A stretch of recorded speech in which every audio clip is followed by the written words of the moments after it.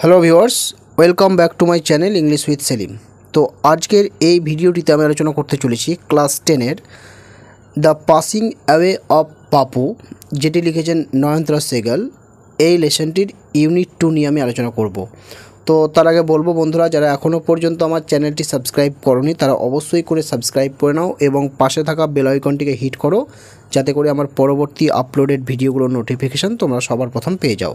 তো চলো বন্ধুরা, আর কথা বাড়িয়ে লাভ নেই, আজকের মেন টপিকে চলে যাই।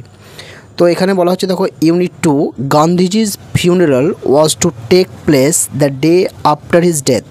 ওকে, তো গান্ধীজির যে অন্ত্যেষ্টিক্রিয়া, ফিউনারাল মিন্স অন্ত্যেষ্টিক্রিয়া, তো গান্ধীজির যে অন্ত্যেষ্টিক্রিয়া সেটা হবার কথা ছিল the day after his death, অর্থাৎ তার মৃত্যুর পরের দিনে।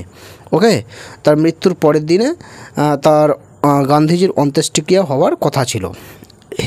Hours in advance, people lined the route the funeral procession was to follow. তো এখানে বলা হচ্ছে যে রাস্তা ধরে গান্ধীজির মিছিল অগ্রসর হবে বা যাবে, সেই রাস্তার দুই ধারে ঘন্টার পর ঘন্টা সময় আগে থাকতেই অনেক মানুষ সারিবদ্ধভাবে দাঁড়িয়েছিলেন। পদ্মাসী, মিসেস নাইডুজ ডটার, পদ্মাসী অর্থাৎ পদ্মাসী মিসেস নাইডুজ ডটার অর্থাৎ পদ্মাসী শ্রীমতী নাইডুর মেয়ে, স্পোক ফর আস, আমাদের সকলের উদ্দেশ্যে বলেছিলেন। হোয়েন সি সেড, যখন তিনি বলেছিলেন।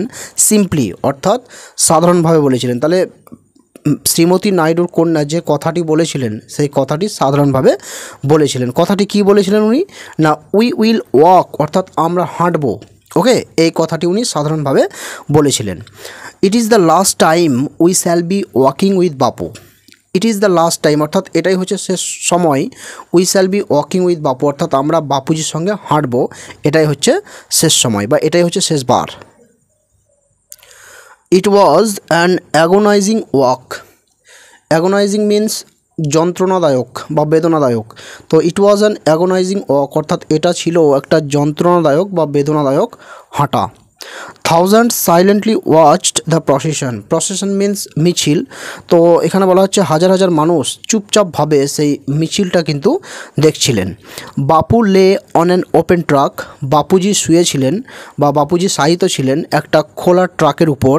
কাভার্ড উইথ ফ্লাওয়ার্স, ফুল দিয়ে আচ্ছাদিত অবস্থায়। থাউজেন্ডস অফ পিপল ওয়েপ্ট, হাজার হাজার মানুষ কান্নাকাটি করছিলেন। ট্রাইং টু টাচ, স্পর্শ করার চেষ্টা করছিলেন। বাপুজ ফিট, বাপুজির পা বা চরণ। It was impossible to move in the thick crowd. ঘন ভিড়ের মধ্যে নড়াচড়া করা বা সামনের দিকে এগিয়ে যাওয়া বা অগ্রসর হওয়া কিন্তু অসম্ভব ব্যাপার ছিল। ঠিক আছে। As I moved forward slowly, তো যখন আমি ধীরে ধীরে সামনের দিকে এগিয়ে গেলাম, আই আন্ডারস্টুড, আমি বুঝতে পারলাম, I was not merely in the midst of grieving people, যে আমি কেবলমাত্র দুঃখজনক মানুষদের মধ্যেই বা জনগণের মধ্যেই ছিলাম না। This was even more than the funeral procession of India's beloved leader. তো এটা ছিল ভারতের প্রিয়তম নেতার অন্ত্যেষ্টিক্রিয়ার মিছিলের থেকেও বড় কিছু। I was among people for home walking with Bapu had a special meaning. তো এখানে বলা হচ্ছে আই ওয়াজ অ্যামং পিপল অর্থাৎ আমি সেই সমস্ত মানুষদের মধ্যে বা জনগণদের মধ্যে ছিলাম, ফর হোম যাদের জন্য ওয়াকিং উইথ বাপু অর্থাৎ বাপুজির সঙ্গে হাঁটাটা হ্যাড এ স্পেশাল মিনিং, ছিল একটা বিশেষ অর্থ। ওকে, তাহলে লেখিকা বলছেন যে আমি সেই সমস্ত মানুষদের মধ্যে ছিলাম বা জনগণদের মধ্যে ছিলাম যাদের কাছে বাপুর সঙ্গে হাঁটা একটা বিশেষ অর্থ ছিল।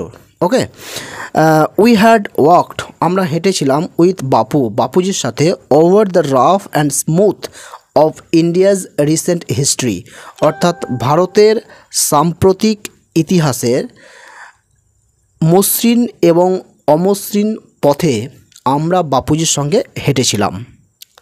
We could not now accept the fact, আমরা এখন এই বাস্তব সত্য ঘটনাটাকে স্বীকার করতে পারছি না বা মেনে নিতে পারছি না, দ্যাট দ্য ম্যান, যে মানুষটি হু হ্যাড লেড আস, যিনি আমাদেরকে নেতৃত্ব দিয়েছিলেন, ওভার মেনি ডিফিকাল্ট পাথস, অনেক প্রতিকূল পথে বা অনেক কঠিন পথে, was never going to walk with us again, তো তিনি আমাদের সঙ্গে আর পুনরায় কখনোই হাঁটবেন না।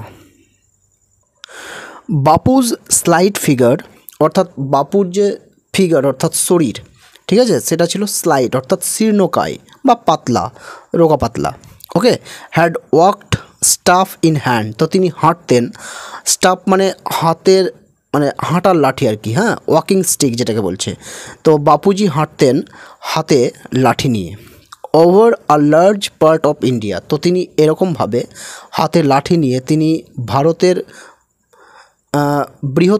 বৃহৎ অংশ হেঁটে পার করেছিলেন।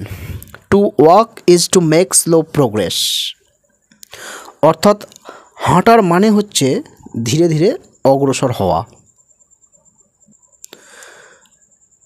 ইট is to think with clarity and closely look at all that is around you from small insects to the horizon in the distance, অর্থাৎ এখানে বলা হচ্ছে যে হাঁটতে গেলে একজন ব্যক্তিকে খুব পরিষ্কার পরিচ্ছন্নভাবে চিন্তা ভাবনা করার সুযোগ তিনি পান এবং তার চারপাশে যা কিছু আছে সেই সমস্ত জিনিসগুলোকে তিনি কাছাকাছিভাবে দেখার সুযোগ পান।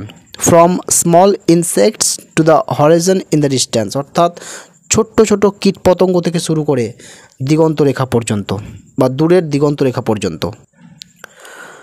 Moreover to walk was often the only way open to the average Indian, তার থেকেও বড় কথা হলো যে সাধারণ গড়পড়তা ভারতীয়দের কাছে অগ্রসর হওয়া বা যাত্রা করার একমাত্র উপায় ছিল বা পন্থা ছিল হাঁটা।